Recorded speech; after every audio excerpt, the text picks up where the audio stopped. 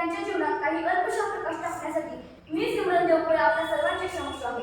याचा 9वी मधील मी विद्यार्थिनी आज मी तुम्हाला कोण होते अण्णाभाऊ, कसं घडले अण्णाभाऊ आणि काय होता अण्णाभाऊंचा इतिहास याच्याबद्दल मला माहिती असणाऱ्या 4 गोष्टी तुम्हाला सांगण्याचा छोटासा प्रयत्न करणार आहे. तर काय बघा, काय काळ होता 1920 चा तो काळ होता. त्या काळापासून आधुनिक काळापर्यंत अण्णाभाऊंचं नाव निघतंय म्हणजे काय असेल त्यांचं व्यक्तिमत्व.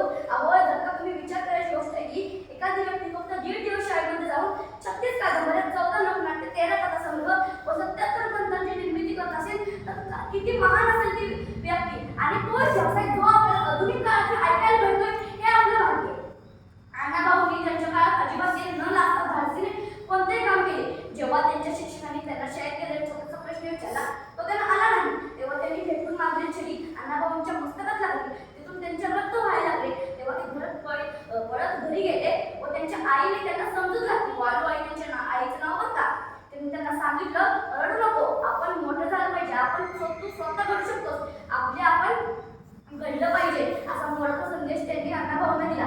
अण्णाभाऊ एकदा जाता चालता फिरता बघितलेल्या दुकानाच्या पाट्या त्यांना लिहिता वाचता येत नव्हतं बघा, परंतु तसेच त्यांनी अक्षर जुळून शब्द जुळून एक वाक्य करून त्यांनी शिकू लागले, ऐकू लागले, लिहू लागले, वाचू लागले.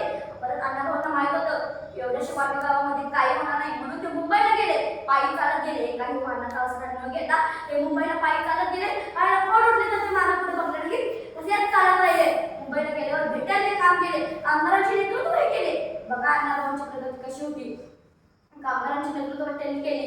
अण्णाभाऊ म्हणतात की ही पृथ्वी शेष नावाच्या मस्तकावर जडलेली नसून ही पृथ्वी कष्टकरी कामगारांच्या व शेतकऱ्यांच्या खात्यावर जडलेली आहे. त्या काळच्या काही अशिक्षित लोक होते ते म्हणत होते की काही पृथ्वी ही शेष नावाच्या मस्तकावर वगैरे जडलेली आहे. परंतु अण्णाभाऊ म्हणतात नाही, काय केले शेषनागर, काही नाही,